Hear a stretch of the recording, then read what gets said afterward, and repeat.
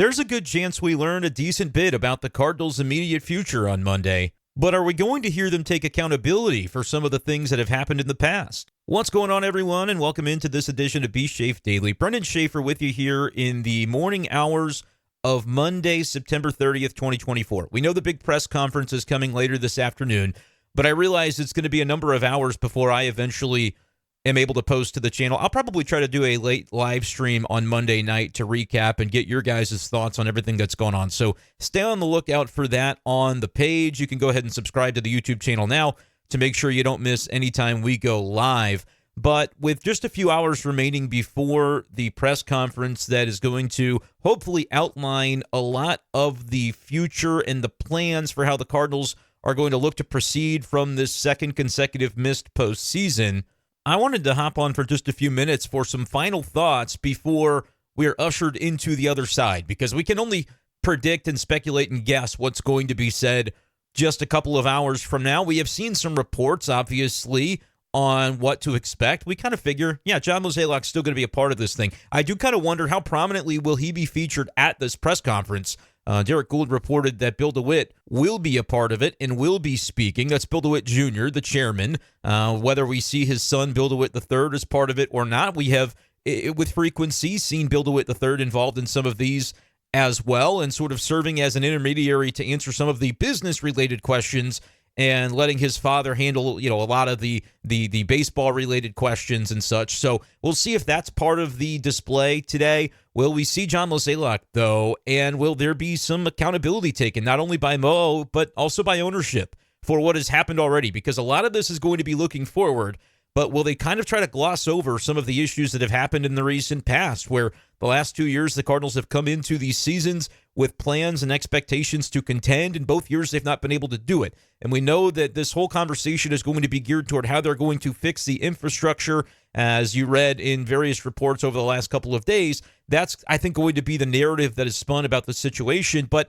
what I'm wondering, as we're just a couple of hours away from this thing, will it get lost in the shuffle a bit, the notion of the failures at the major league level, when it had been a different tune that the organization had sung to the fan base regarding what their plans and expectations were? Now we know they failed and they haven't reached those expectations, but I'm very curious how much that narrative shift is going to be pushed by the Cardinals to focus on the things that they're about to do well, while maybe glossing over the notion of what's going to be sacrificed as a result of that. Like, will the Cardinals come out today and say, hey, don't expect us to be contenders for the next couple of years because we're really going to focus on the infrastructure and getting things right from a development standpoint?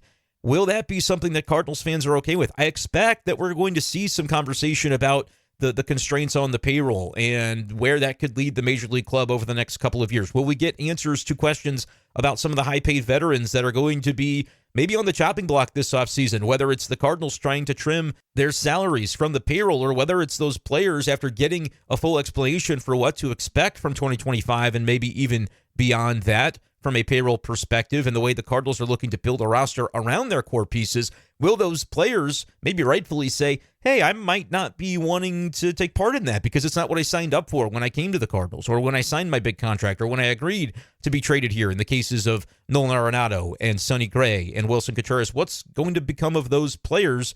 Will we get any insight as to the way the Cardinals might be viewing those situations later on today? And will Chaim Bloom be featured? I mean, Chaim Bloom could be somebody that actually takes questions from the media if they're going to elevate him. I'm skeptical on whether or not that's going to be the case, but I am very interested to find out and then be able to talk about whatever happens afterward. I could see a scenario where Bill DeWitt Jr. is sort of front-facing in this and tries to basically acknowledge to some extent the failures of the last couple of seasons, but try to spin it in a way that looks forward to the way the Cardinals are going to, from the very foundation of their organization, attempt to begin to fix things. But I think it's going to be fair to question whether the Cardinals really need to take this step back at the big league level in order to address things that are happening underneath the hood of the organization. Because financially, I don't think it's going to be all that expensive to invest the resources necessary to get back to an even plane on development. When you have a look at where the Cardinals have fallen behind, just 5 coaches throughout that minor league system that are full-time employed to try to gear themselves toward this developmental aspect of it, where other organizations have 14, 15, 17 in that area. Okay, you can fix that. Will the coaches be the right hires is going to be a question, obviously, but what's it going to cost to hire a dozen coaches? It's not going to be that much. People said, hey, stop picking on Lance Lynn yesterday when I said, really, it's not even one full Lance Lynn that it's going to cost you. If a dozen coaches made $1 million each, you'd have $12 million. That's about what Lance Lynn made this year. Well, Lance Lynn did actually pitch pretty well, so let's make it even a little bit more pointed. Brandon Crawford made $2 million this year and was not productive and was ultimately released before the contract was up. Cardinals still had to pay him, of course. For maybe a couple of $1 million, you could close the gap significantly on that front. Technology is going to be expensive and going to be something you have to account for, but it's not going to be akin to one of those free agent contracts, right? It's going to be less. It's going to be something that the Cardinals can, I think, completely overhaul in their minor leagues as long as they have the right people doing it. Because, again, I've spoken of the complacency of this organization, and that comes from the top down, starting with ownership, extending to John Mozeliak and his front office, because they'd been good for so long, and they expected to still continue to be good. And that hasn't been the case. And so they've gotten complacent, and now they need to go back and address those things.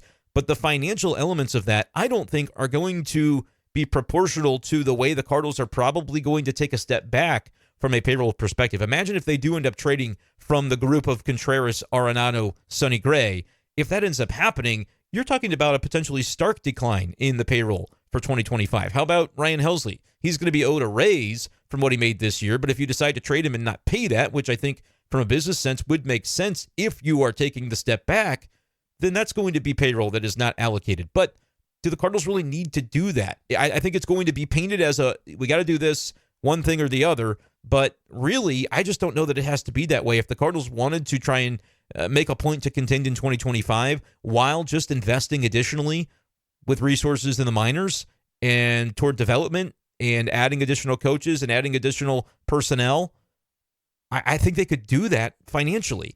But I believe they're going to frame this in a way that suggests it's got to be one or the other. And that's what's going to be interesting. I am eager to see what the fan reaction to that is going to be, if that is indeed the way that it is spelled out a little bit later on this afternoon. Let me know your questions in the comments. I'm going to try to go back and answer some of these comments that are still relevant, or at least address them in a future video that are still relevant after the press conference, because obviously we're just going to spend the next couple of hours wondering what's coming.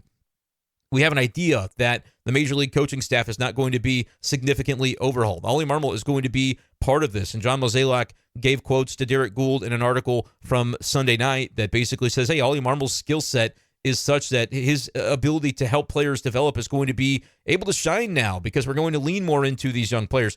It's very interesting. I am curious to just see how this is going to play out from a PR perspective, if the Cardinals are going to basically get away with it, telling fans for years that, hey, this is what's going to happen. We're going to contend. We're going to continue to be one of the preeminent organizations in baseball. Then when that doesn't happen, basically nobody gets fired. Nobody has to answer for that from a losing their job perspective. So at a minimum, you'd like to think that somebody like John Mozeliak can sit up there later today and say, I have failed this organization. I'm not going to pay for it with my job, but I am going to have to humble myself in a way that shows missteps were made.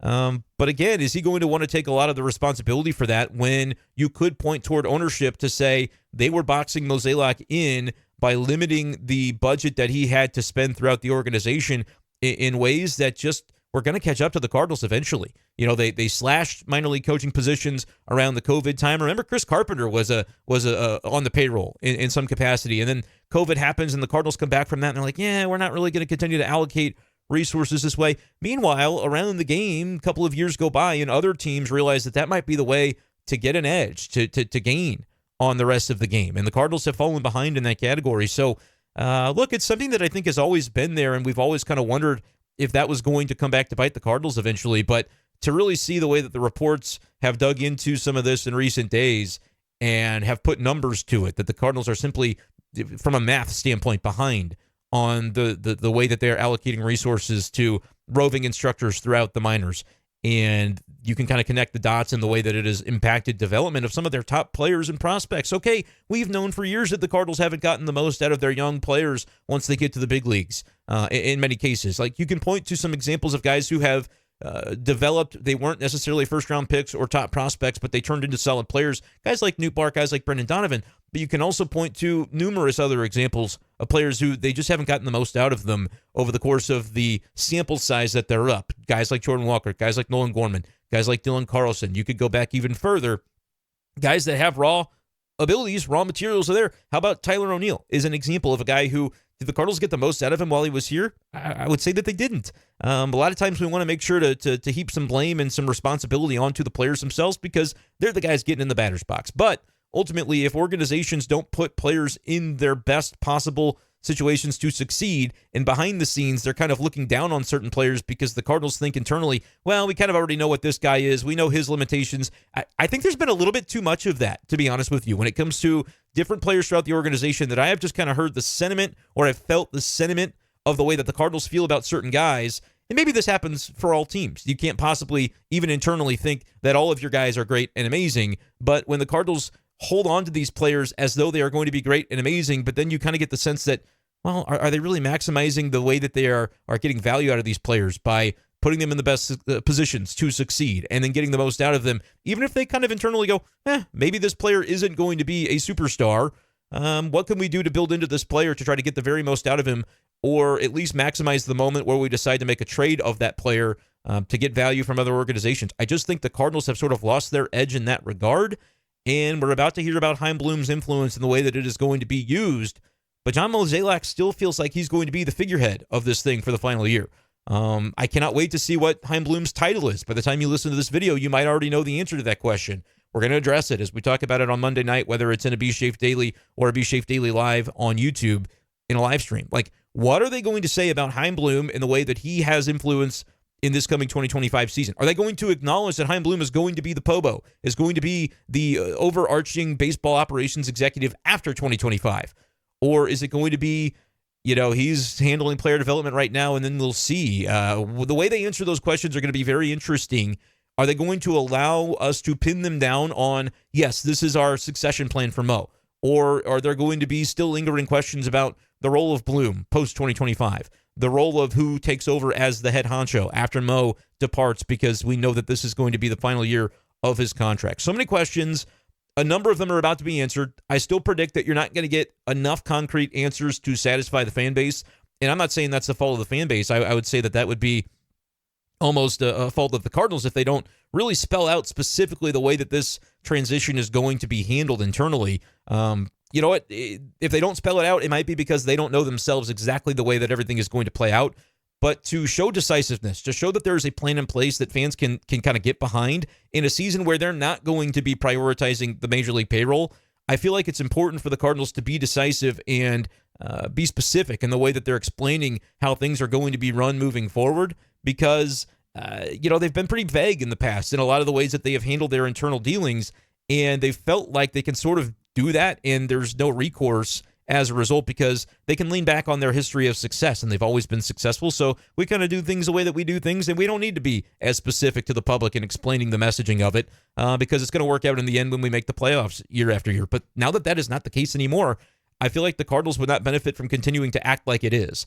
And whether or not they can kind of get the messaging straight with this press conference, regardless of who they put in front of the media and the fan base in a couple of hours, it's going to be important, I think, to have that messaging be something that the Cardinals fan base can get behind, because if not, those things that have been concerns internally to this organization in terms of revenues, when it comes to attendance and fan support that they've taken for granted for a number of years during the years when they were successful, not only have they been less successful, but they've also been sort of dismissive, I think, in some of the missteps that have been made from a PR perspective by this organization in recent years, and that has caused potentially apathy among the fan base heading into a season where, yeah, the Cardinals could really still use that fan support in order to make sure the revenues stay somewhat stable in a very chaotic environment when it comes to the TV contracts and what's going to happen there. So I'll be very curious to see the way it plays out. I know you are as a Cardinals fan as well. I believe Bally Sports Midwest is going to air this thing live. I'm trying to find out some information on whether we're going to do it over at Channel 4. I imagine that they're working on that if it's not been announced already. But yeah, these are the things that are going to be coming to fruition in a matter of hours, and we'll talk about it afterwards. So subscribe to this channel if you haven't already. This is going to be the place to be for daily Cardinals conversation all off season long. Appreciate you guys for your support so far this year. Let's continue to grow the channel as we move into what could be a very interesting Cardinals offseason. Appreciate you guys for taking the time to listen to this brief post. Obviously, I'm keeping it brief so we can get it out in time for there to be some relevance as you gear up for the 2 p.m. press conference. But longer videos and more discussion to come. Thank you guys so much for listening, and we'll talk to you next time on B-Schaeff Daily. Peace.